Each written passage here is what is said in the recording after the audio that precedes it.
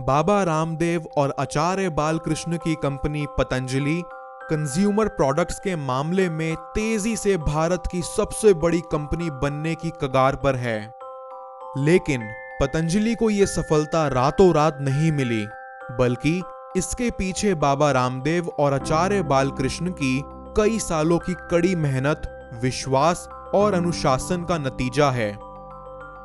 1995 में बाबा रामदेव और आचार्य बालकृष्ण ने मिलकर दिव्य फार्मेसी की शुरुआत की। शुरुआत में ये कंपनी आयुर्वेदिक और हर्बल दवाइयां बनाती थी। धीरे धीरे ये दवाइयां लोगों के बीच लोकप्रिय होने लगी। इसी समय बाबा रामदेव एक योग गुरु के रूप में भी लोकप्रिय हो रहे थे। इसके चलते रामदेव और बालकृष्ण दूसरे उत्पादों में भी पैर रखना चाहते थे, लेकिन दिव्य फार्मेसी के एक ट्रस्ट के अंदर रजिस्टर होने के चलते ये मुश्किल था।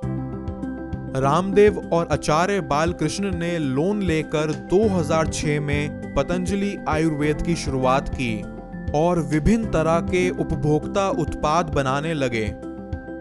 एक समय था जब दिव्य फार्मेसी को खोलने के वक्त बाबा रामदेव और बालकृष्ण के पास पैसे की कमी थी।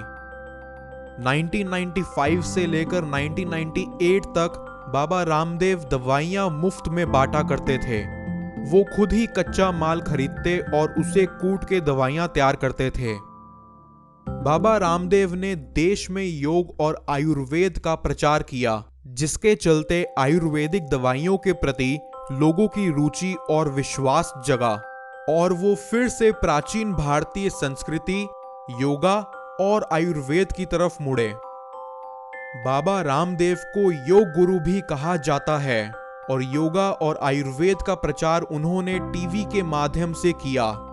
उनका प्रोग्राम विभिन्न राष्ट्रीय चैनलों पर दिखाया जाता है। उनके योग से बड़े बड़े रोग ठीक होने लगे और बाबा रामदेव घर घर तक लोकप्रिय हो गए और फिर पतंजलि के प्रोडक्ट्स की तरफ लोगों का विश्वास जगा। पतंजलि की सफलता में विदेशी कंपनियां किसी चुनौती से कम नहीं थी, क्योंकि बाजार पर इन्होंने पहले ही कब्जा करके रखा था। बाबा रामदेव ने इनके विरुद्ध स्वदेशी का अभियान चलाया। बाबा रामदेव का कहना है कि भारत का पैसा भारत से बाहर नहीं जाना चाहिए।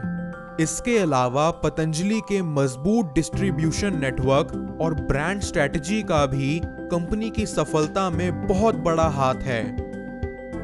2015 से 16 के बीच कंपनी का बिजनेस 5,000 करोड़ रुपए से ज्यादा का रहा।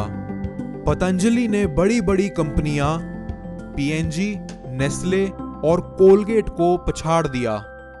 कंपनी 5,000 करोड़ रुपए का टर्नओवर तो पार कर चुकी है और अब इसका 50,000 करोड़ रुपए का लक्ष्य है।